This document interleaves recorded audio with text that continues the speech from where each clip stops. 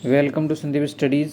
Current affair की 22 मई की top 3 headlines की बात करें तो सबसे फर्स्ट अपने पास में Ebola crisis impact on India Africa summit postponed. अभी न्यू दिल्ली के अंदर इंडिया और अफ्रीका देशों के बीच में समिट का आयोजन किया जाना था, तो वो अभी रद्द कर दिया गया है। और इसको रद्द क्यों किया गया है? जो इबोला का इम्पैक्ट है वो अफ्रीका देशों के अंदर काफ़ी बढ़ता हुआ दिख रहा है, तो इस वजह से अब इबोला क्राइसिस की वजह से इसको समिट को रद्द कर दिया गया। और ये कब होने वाला था? 28 मई से 31 मई के बीच में होने वाला था, अभी इसको पोस्टपोन कर दिया गया।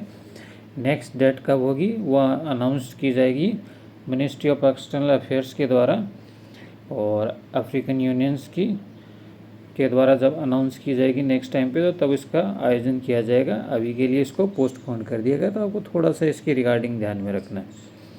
सेकेंड न्यूज़ अपने पास में launch of the Indian navy next generation worship Sanghamitra. अभी जो वो संघमित्रा जो वॉरशिप है उसका आपको एक तो नाम ध्यान में रखना है, और ये किसके अंदर शामिल हुआ है? ये नेवल्स के रिगार्डिंग है, तो नेवी के अंदर ये शामिल हुआ है। तो डिफेंस का जो इंडियन नेवी है उसके अंदर इसको शामिल किया गया, तो आपको इसका नाम ध्यान में रखना है बेसिक तौर पे। थर्ड न्यूज़ अपने पास में India secure 40 billion in investment from PM Modi 5 days visit.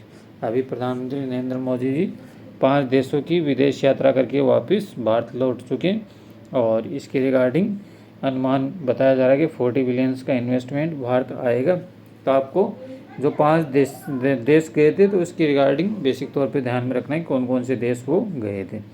सबसे फर्स्ट वो पहुँचे थे यूएई यूनाइटेड अरब अमीरात, जहाँ से 5 बिलियन इन्वेस्टमेंट का अनाउंसमेंट हुआ था कि इंडिया के अंदर वो करेंगे।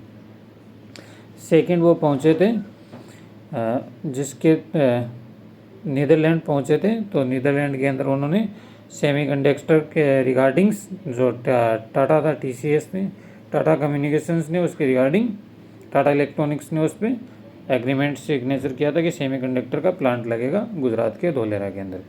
और काफ़ी और भी ट्रेड एग्रीमेंट हुए थे, उसके रिगार्डिंग बेसिक तौर पे आपको ध्यान में रखना।